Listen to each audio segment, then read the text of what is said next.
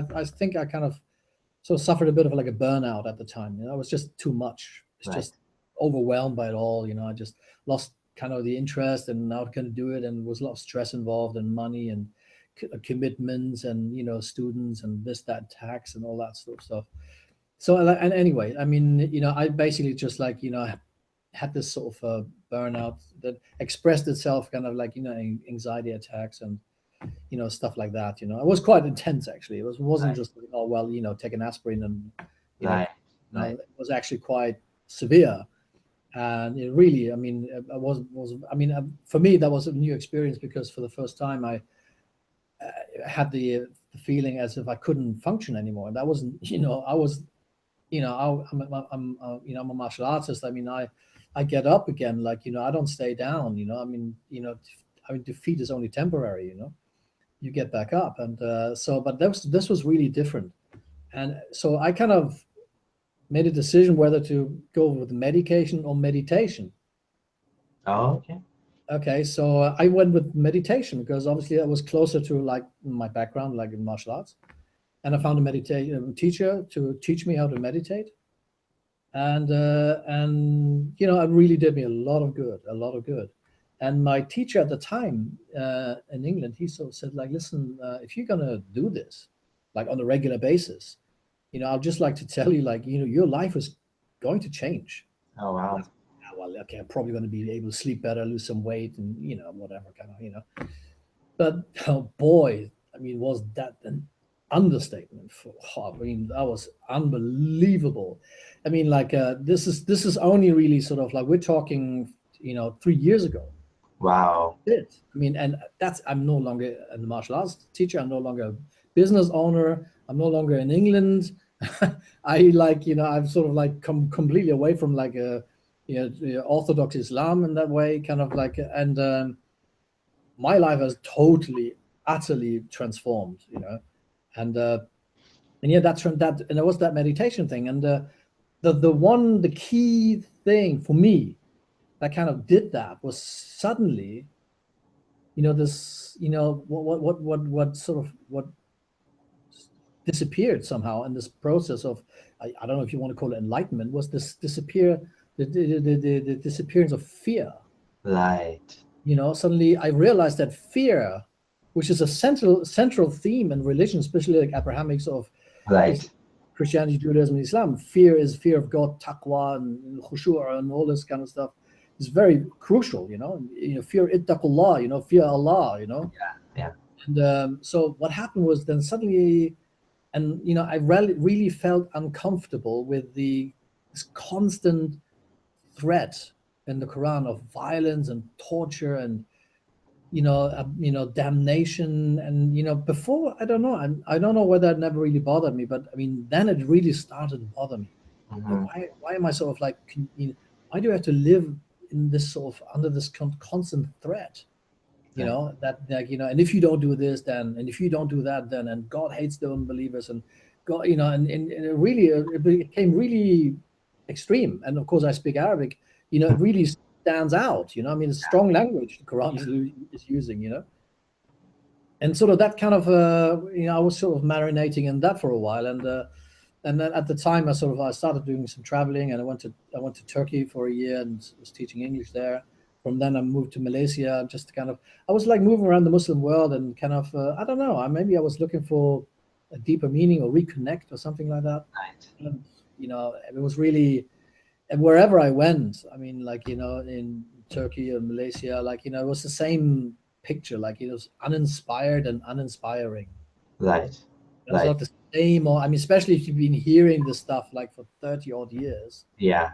it's the same kind of litany, the same old same song, whatever kind of like, and and of course criticisms and critical thinking and is not welcome. Yeah. Yeah. Definitely not. And I kind of, at one point I was thinking, I was saying to my wife, I said, like, I feel like living in an abusive relationship, like almost like Stockholm syndrome kind of Yeah. thing, Yeah. where like there's like you know your daddy loves you, but you know one step, if you do make one step in the wrong direction, kind of, you know this is, I'm like a 50-year-old guy at the time, and like, why, why am I, why am I doing this?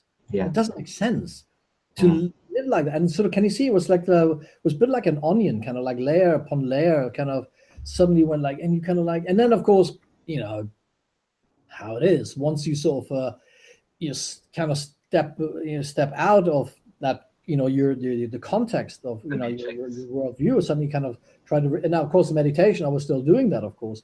Oh, It yeah. does also kind of help you to kind of create some distance between, your thoughts and your identifications, basically. Like, Right, it's like, right. I never really quite understood, although I was like in Sufi tariqas and stuff, I never really understood this whole nafs thing, the Yeah. ego, and it's always like described as this like donkey you should try to conquer and fight and, it really never, okay, yeah, I get it, like in an intellectual sort of way, but I don't know, it never really helped me to kind of become a better person, and that, I don't mean better person in the sense of like stop doing wrong things or stop doing, unethical things. I don't mean that, but Yeah. develop as an individual, as consciousness, in development, Right. and and stuff like that. And I'm not saying that you cannot travel and arrive at these sort of things through a religion. I'm not saying that, but for me, that never really happened. Although I was practicing for 30 years. Right. And anyway, so like with that meditation, I kind of it did this. It was just such a simple thing. Just sit there, breathe.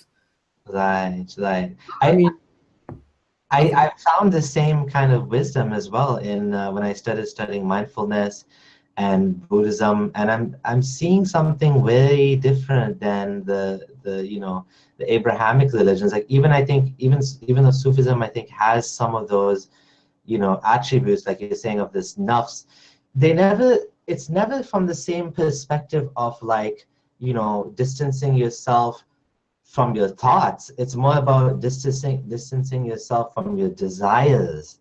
It's like almost a different perspective, right? Aestheticism. It's like aestheticism. You become an aesthetic kind of, like renouncing the world kind of thing. Like Yes. and I get that. And of course, like, well, if you live in the 21st or 20th or 21st century, then and it's not that easy to kind of like just go out into the desert or up on a mountain. Do you know what I mean? For starters, you don't get Wi-Fi, so like how can you even reach enlightenment without Yeah. Wi-Fi? So I'm joking, but but yeah, it's certainly it put things in a different context, and it really sort of like I because I consider myself to be a good person, Mhm. and like was trying to kind of do the right thing and do my prayers and fast Ramadan, and I went to Hajj like twice even, Oh, and and really sort of like try to my hardest kind of thing, and yeah. still I felt this constant threat, and I was uncomfortable with that, and that was kind of like can you see the mechanism and kind of what happened then, and as I said, like I was like one aspect where I was just trying to really almost desperately trying to find Muslims I could talk to about enlightenment, spiritual awakening, sort of like this whole idea of like thought identification, that what it really is, that that really your attachment to certain outcomes and certain ideas and certain ideologies and expectations, that's really what kind of creates misery, because you identify yourself with it and then it's taken away from you and you get upset.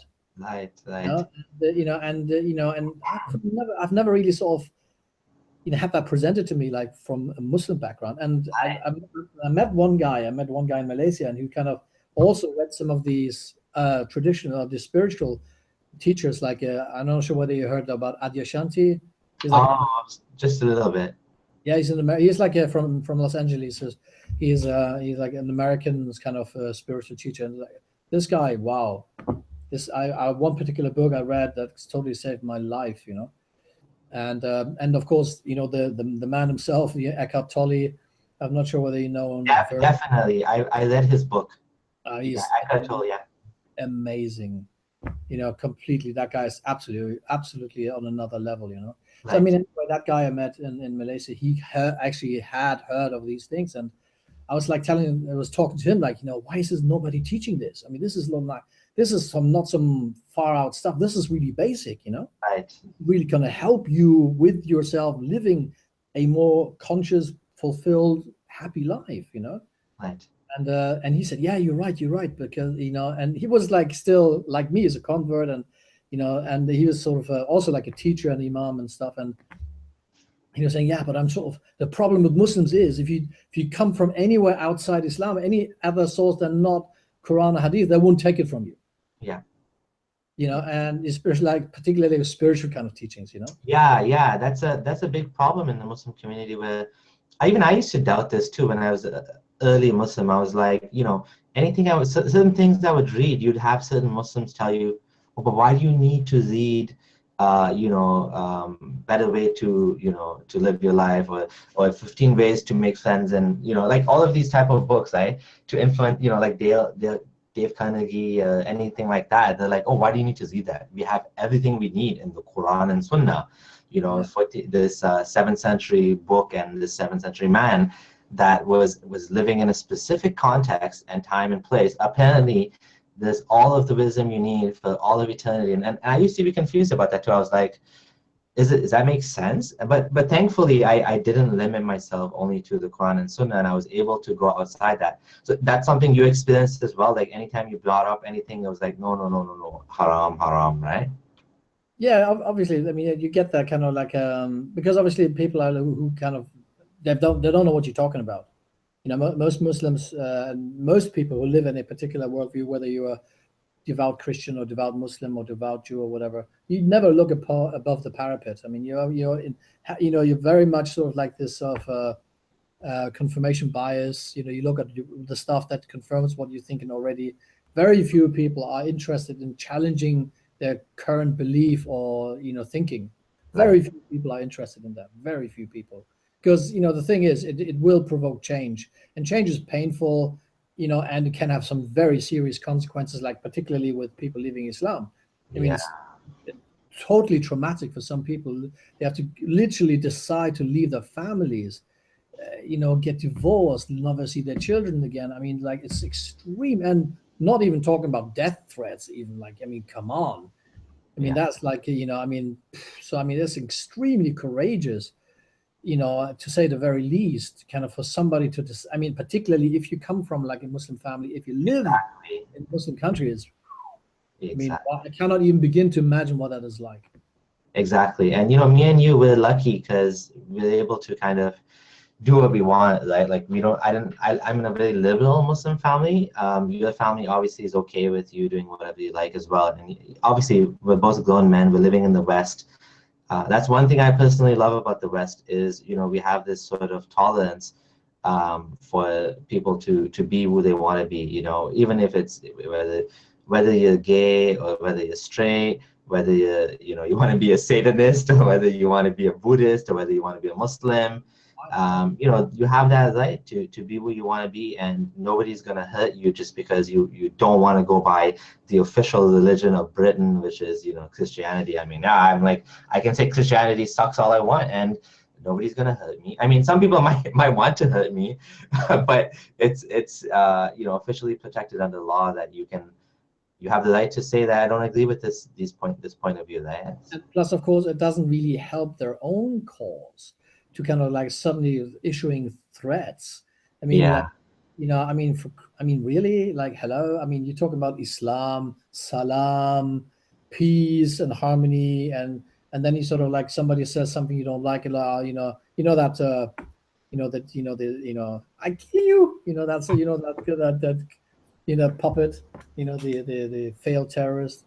Yeah.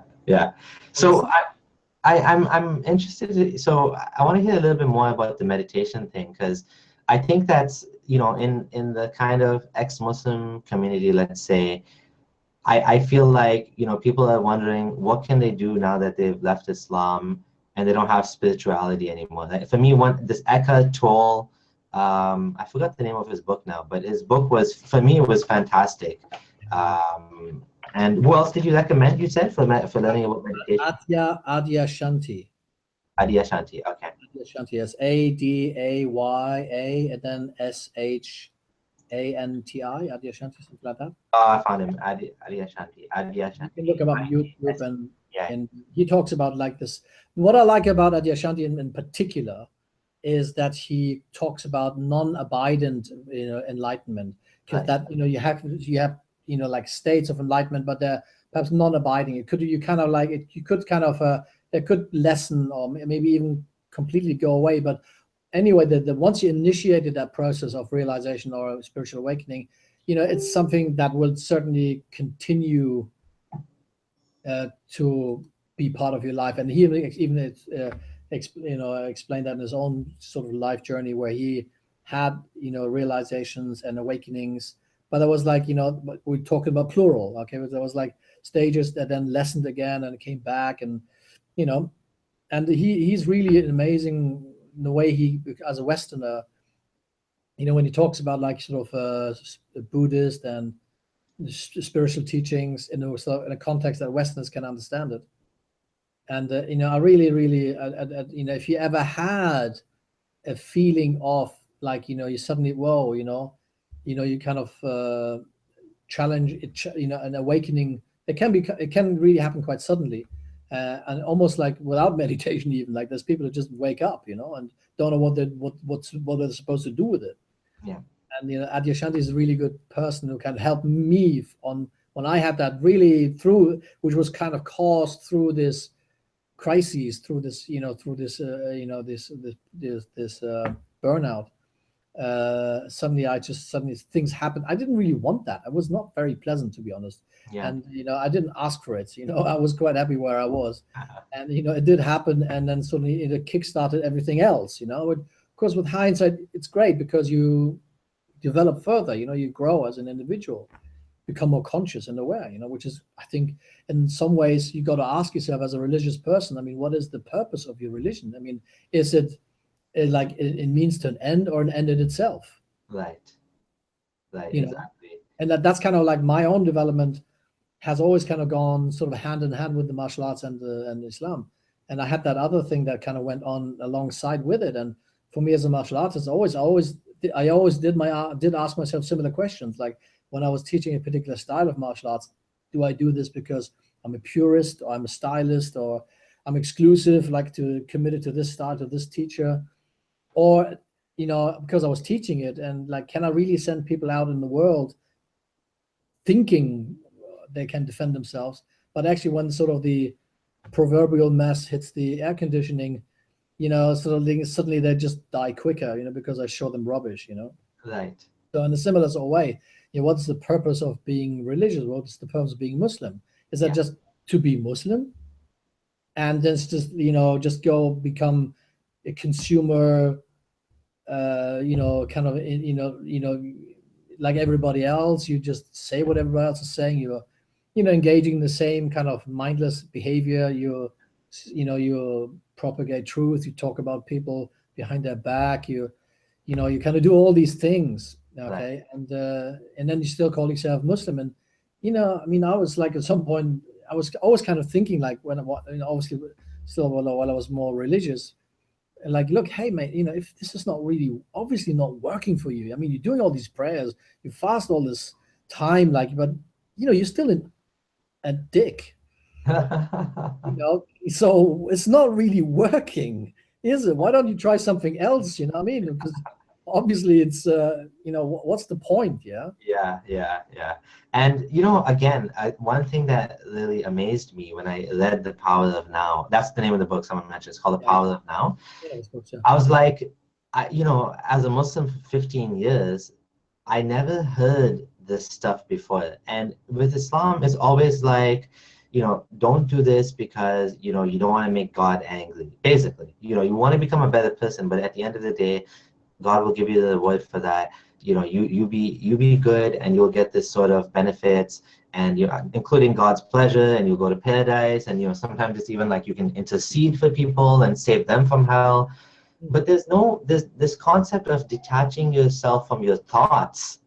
It's an ancient idea that comes from humanity figured it out at some point. It's expressed in Buddhism.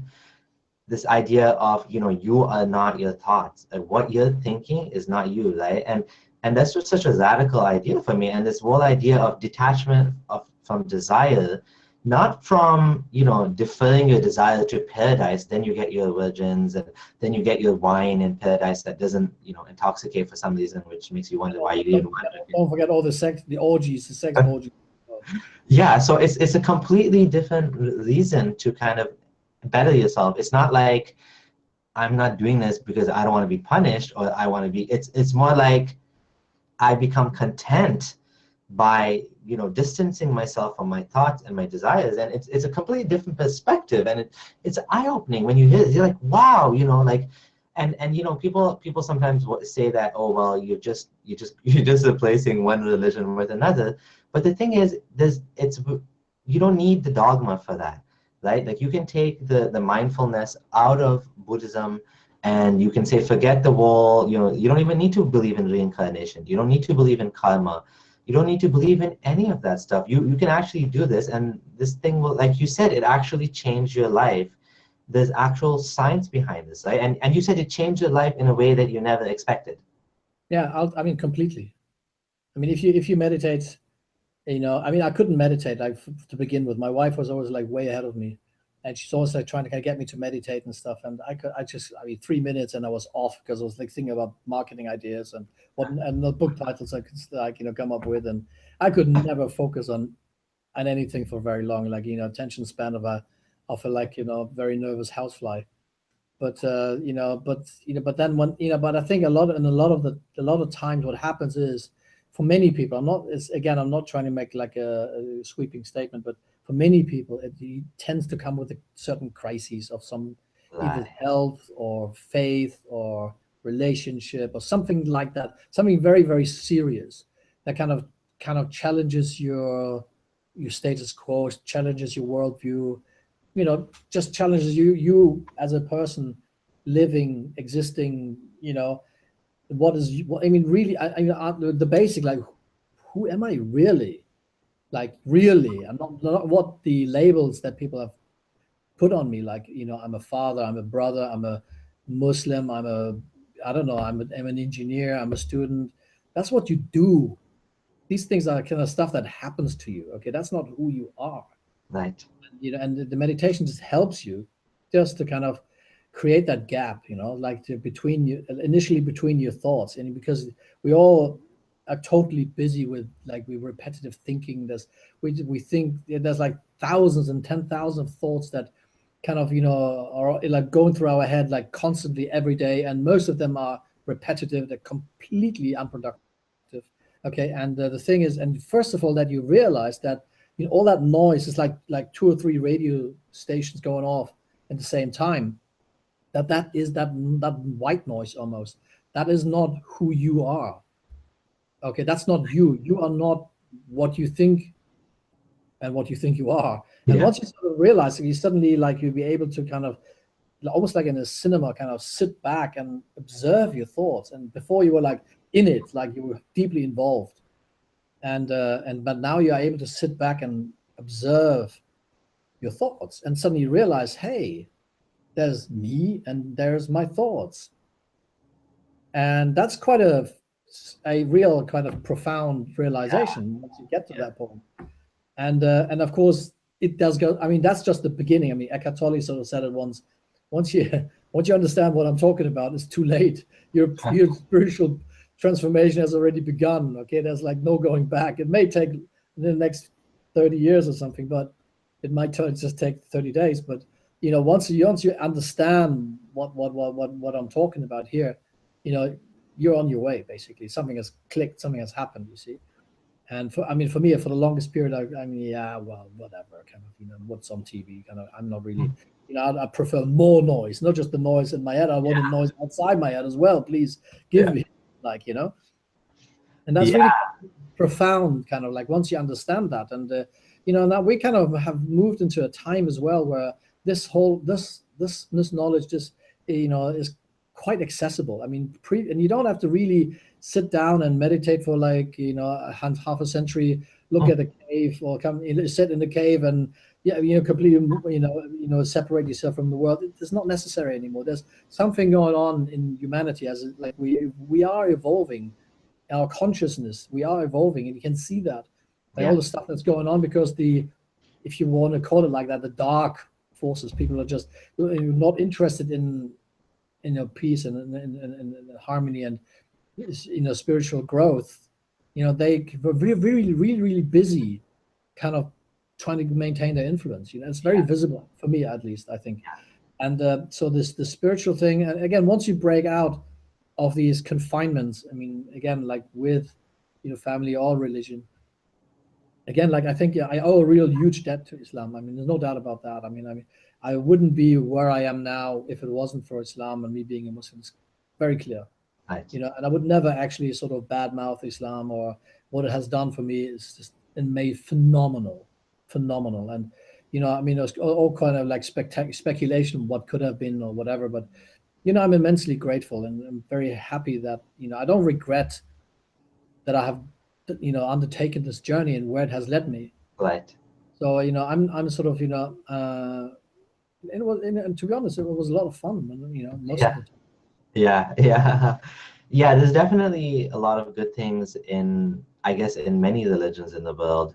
And I think a challenge now as humanity is to try to take the best that we can find and extract them. Like for me, the whole mindfulness, like to me, honestly, when I learned about mindfulness, I was like, wow, like this would have helped me. This would have helped me a lot, rather than just being a drone, like a Muslim drone, Muslim robot for 15 years. Allahu Akbar.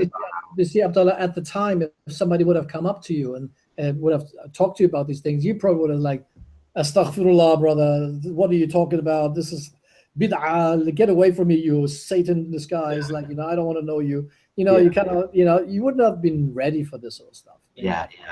And you grow into that, so it's kind of a bit, I think a little problematic to kind of say, well, I could have benefited. You probably could.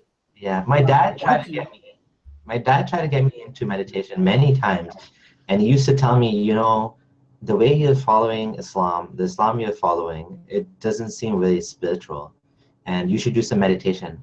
I was like, nah, I don't need meditation. I'm doing namaz, like salah. That's my meditation, right? And it's like, it wasn't meditation. Like it was just like moving my body like up and down, up and down. And it wasn't meditation. It wasn't mindfulness. I didn't have that, and so you're right. Like even if someone offered me that, my eyes weren't open. I wasn't ready.